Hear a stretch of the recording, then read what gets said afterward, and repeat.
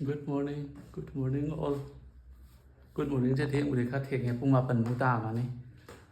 งานใส่ในยามปามเสว่า partial มา deliver ต่อปะ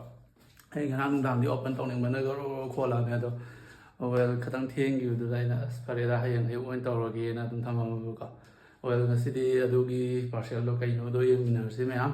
unboxing ใกล้ๆตัวต่อรอก็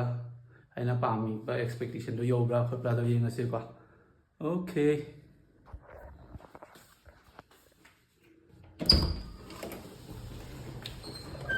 I now already opened our the use stone now and as the blade ka tripod masang ka sign thama mamli then I give fish mam see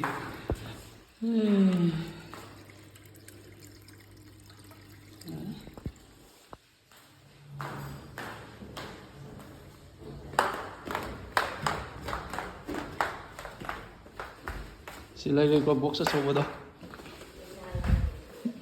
si boxing ni hoje unboxing to do se sa lom dam ni yes ei lom mi nei khut am na pa de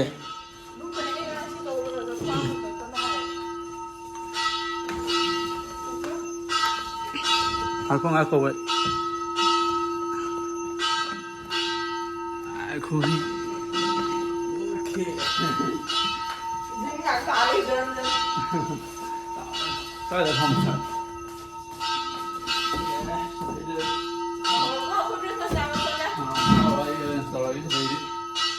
partial จะทำเอาบางคนต้องทำตัวthen ไอ้กี่วิดีโอนำนับ arrangement สิยังก็แบบสิยังที่โน่นนี่มาเลยโอเคเลยก็มาทั้งสมัน unboxing ต่อแล้วก็ยังสิวันนี้ได้การได้ใช่มาทั้งทำเดี๋ยวแย่สิ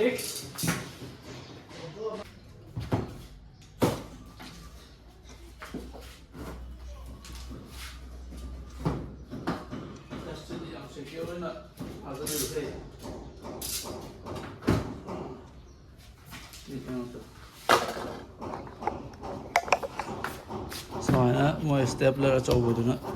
กันจับไปร้อน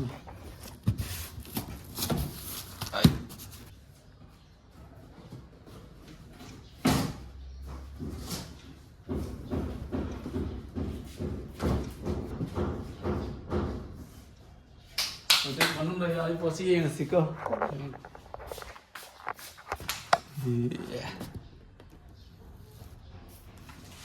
cycle ni cycle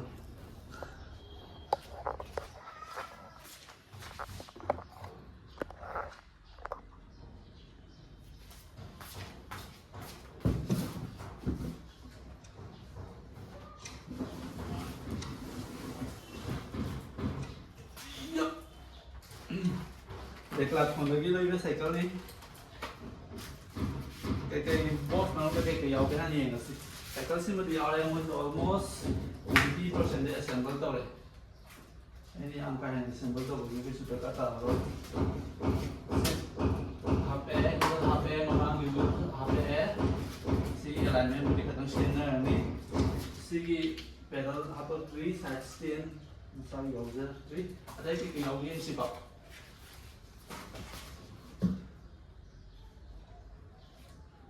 di box kerjaan sih kasih audio mana dah magi tools katangga kena kerja mal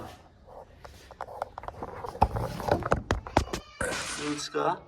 magi saddles ka masih lau thô cái gì masih pematang bang cái gì mas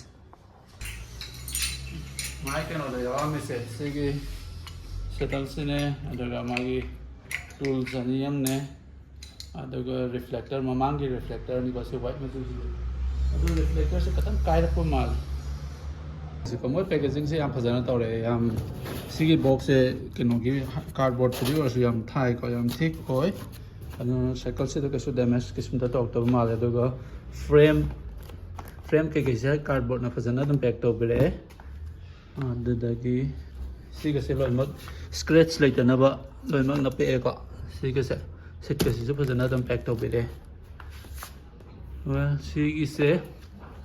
aluminium की frame गातनी को सी लोई मग से aluminium frame गातनी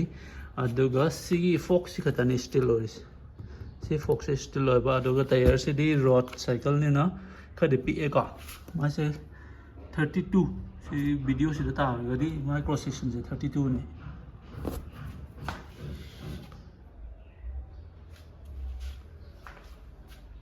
ina cycle se ina logo se cycle se size se moi small medium large and lai bidu ta si di medium ni ko lo se ai height to ki batung ina lo ni mi khatang wang boy ga na large lo ba mi khatang amuk pick pa hai ga ra khatang height khatang wat pa mi or ga na mu small lo ba ai de ai height to ki matung ina si se kana ka ki 5.8 5.7 adai de 5.11 adai ba ki na ho ba ya bi range to khala lo ni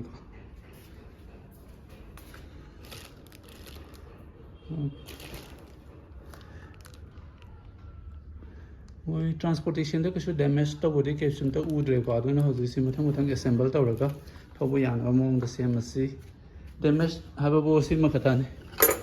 mamangi reflector masa se sa ta khatang kai ka si de ma ai hana gi cycle gi sin do su kasu pa de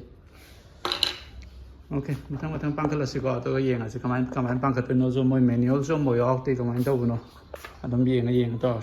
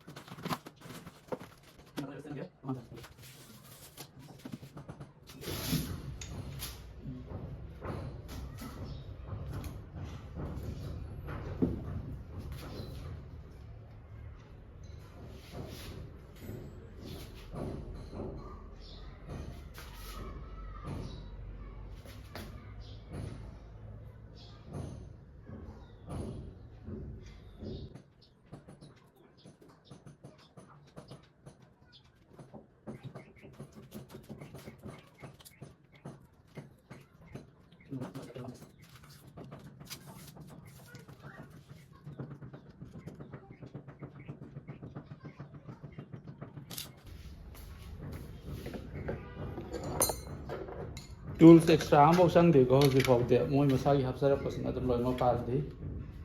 ye pan ni se ai sai video ma ta sig zaina saddle hai sorry pedals hai bani go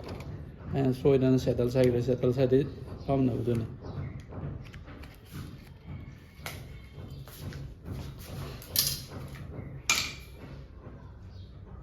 left right to leave those go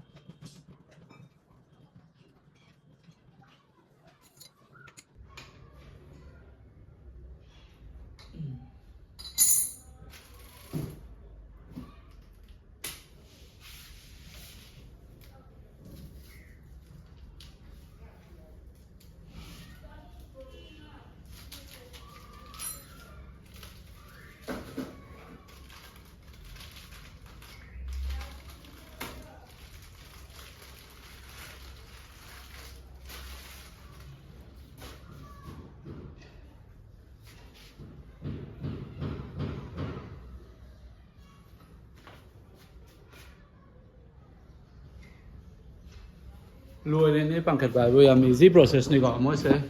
mỗi nào already 90-95% đi cái nói assemble rồi khi đó mình nó có thể kiểm tra 100 gọi mỗi nào bằng cách bài rồi si pedal si mà fit tàu sẽ đây am lại giờ lấy sẵnเลยก็มาใส่หับใส่วัตถุสินะตรงกระทั่งlấy sẵnเลยต้องยากเลยก่อน then si handle si กระทั่ง align ตัวผมก็พอดี straight ตัวเลยเลยsi กระทั่งมือก็ต้องมวยอ่างกันนั่นlấy sẵnเลยเดียวอันนั้นคนนั้นกระทั่ง same ก็ต้อง align ตัวไปเลยก่อน seat masai loi hapchale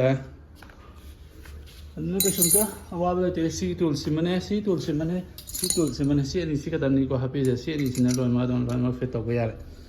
aduga ai se loi ma magi nuts and bolts man loi ma check to bi ni khaina lambi da thau dri kan da ado check to bagi video do sum nam le yam sang ani ne samjalo sini cycle je ai na dia am bam na result ni ai dia am phazare in khale horen thauraga my performance tu khangani ko aduga ai cycle si ge model na RC TRIBAN 100 haba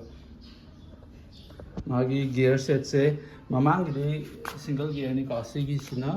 gear 7 gear maning dana 7 gear among dana single gear ma je Shimano Troni gi gear set oi ko duga my specification haragana magi frame se aluminum frame ore gear se ai hoji haja gi do mamangi single maning 7 Shimano Troni then magi fork sina steel ba sim khatani steel oi se atai di lon mag aluminum oi ba aduga tire gi cross section sina sigi pak ba se si yam pi ko akhoi gi gravel bike ki keno du ne 32 oi ba then quick release maningi mangi quick release aduga brake ti V brake normal V brake tu ni ko disc brake nate V brake sina ke kana ke haba matam da ko yi maintenance to yam easy ba aduga disc brake maintenance na khatang wang ba adai si de ko ne khatang ya rak tre ba matam da ko ne dam sensor su ya na adun okay aduga quite important oi ba si cycle se na kadai de kaman lai bano price na kya no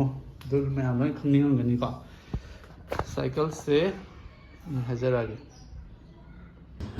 cycle se na keno da gi lai ban Decathlon ni mo gi official website gi lai ban ko online no na change ba ni aduga magi price na aina lai ba matam da ai mon na phang gi do 19,700 ko discount ke gi khar yaw re aduga 19,700 aduga aina lai ba khulai sina keno da aina EMI do lai ban ni ko EMI do around 18 months ki EMI ni aduga tha ko dingi around 1,000 and something 1,100 exact figure di ning re ko 1,100 ki sang da aduma thi ge do ba aduga no na chain bana in the 14th of October 2024 chilena ga aduga ngarang 26 October da deliver torop and delivery partner se moina blue data tawre yam phajana dum to bi re unda so ngam kem yok te aduga yi cycle gi model na yi sa haja gi do RC TRIBAN RC100 cycle se gi overall look sina samana tawre ka adum phaje na khalle aduga magi gear set ke se samana Shimano Troni si lai re mamangi set si lai re my branding si lai re cycle se gi moi MRP si lai re ko MRP da di ko sion de ko mo je France ta sa ba kan de France ka yam tha re RC lai re sina magi mamangi handle ke cycle se na na mit khani thongna kan da nungai te magi review do sum mathang hapsara ge ko ma'am video से नुंगायरगदी like तौसनबिरमो subscribe तौसनबिरमो thank you.